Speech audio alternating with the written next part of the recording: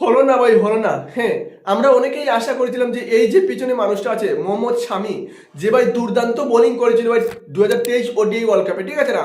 তারপর চ্যাম্পিয়নশিপে ভাই সেকেন্ড মোস্ট উইকেট নিয়েছিল। আর আমি যদি উইকেটের সংখ্যাটা বলি তাহলে ভাই ওডিআই ওয়ার্ল্ড কাপে ভাই সে 24টি উইকেট নিয়েছিল এবং চ্যাম্পিয়নশিপে ভাই সে 9টি উইকেট নিয়েছিল, সেকেন্ড মোস্ট উইকেট এবং ওডিআই ওয়ার্ল্ড কাপে হাইয়েস্ট মোস্ট উইকেট টেকার, ঠিক আছে না? তো ভাই সেই প্লেয়ারকে ভাই অনবরত ভাই ইগনোর করে চলেছে বিসিসিআই।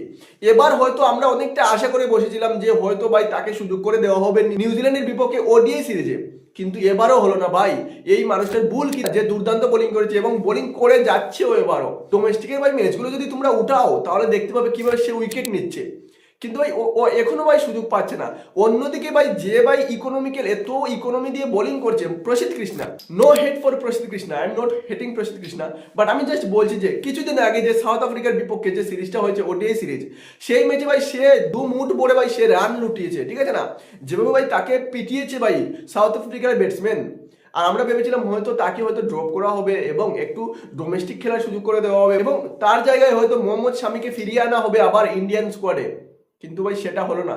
আমরা ভাই নিরাশা হয়ে গেলাম, আর আমাদের থেকে ভাই সে আরো নিরাশ হয়ে গেল। সে ভাই একদম কি বলবো, আর এত পারফরমেন্স করেও ভাই সেই সুযোগ পাচ্ছে না, ঠিক আছে না? অনেকটা খারাপ লাগছে মোহাম্মদ শামির জন্য, ঠিক আছে না? এটা ভাই পলিটিক্স জিতে যাচ্ছে এইখানে ওই অজিত আগরকারের জন্য। সে ভাই চাচ্ছে তার মতো তার লেভেলের বোলারদের ইন্ডিয়ান টিমে খেলানোর জন্য। তার চেয়ে যদি ভালো একটা বোলার খেলে নেয় তাহলে ভাই তার সহ্য হবে না, ঠিক আছে না? তো খারাপ লাগছে অনেকটা মোহাম্মদ শামির জন্য। তোমাদের কি মতামত এই বিষয়ে বলে দিও।